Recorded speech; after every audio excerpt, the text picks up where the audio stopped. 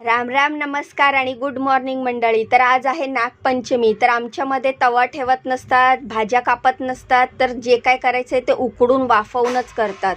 तर फ्रीज उघडलं तर फ्रीजमध्ये थोडंसं दही राहिलेलं आहे. तर म्हटलं आता ह्या दह्याचं ढोकळाच करावा. तर दह्याच्या भांड्यात थोडंसं पाणी टाकलं आणि व्यवस्थित फेटून घेतलं. मग त्यामध्ये टाकलं बेसन, हळद हे टाकून सनी मग त्यानंतर टाकलं मीठ आणि हे सगळं मिश्रण व्यवस्थित मिक्स करून घेतलं. तर दही थोडंसंच होतं त्यामुळे त्यात पाणी टाकलं, बेसन टाकलं, हळद आणि मीठ टाकलं आणि हातानेच फेटायला घेतलं. तर नागपंचमीच्या दिवशी तवा ठेवत नसतो आम्ही आणि सुरीने काही भाज्या वगैरे काहीच कापत नसतो. खरं तर खीर आणि कानोल्या हे बनवत असतो. पण मुलगा टिफिनमध्ये कसं नेणार आणि त्याला नाश्त्याला काय द्यावं तर हा प्रश्न होता. तर म्हटलं खमण ढोकळा हा तर आपण वाफवूनच करतो ना, तर खमण ढोकळा करावा म्हणून ढोकळ्याचा प्लॅन केला.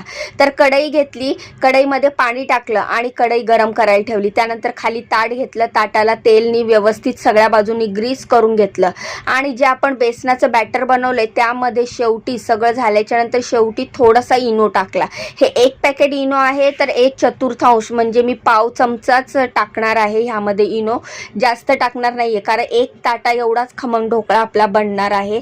तेवढंच बेसन पीठ आणि तेवढंच दही होतं. ॲक्टिवेट करण्यासाठी इनो टाकल्यानंतर वर पाणी टाकलं त्यामुळे असे बबल्स आले आणि त्यानंतर ते व्यवस्थित मिक्स करून घेतलं आणि आता हे मिश्रण आपण लगेचच ताटात टाकायचंय. इनो टाकल्यानंतर जास्त वेळ वाट नाही बघायची, लगेचच ताटामध्ये बॅटर टाकायचं, नाहीतर त्याचा जो फेस असतो ते जे फुगलेलं असतं ते कमी होऊन जातं.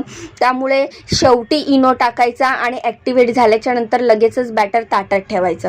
तर पाणी गरम झालेलं कढईतलं, आता ह्या कढईवर मी हे ताट वाफायला ठेवणार आहे ढोकळ्यासाठी.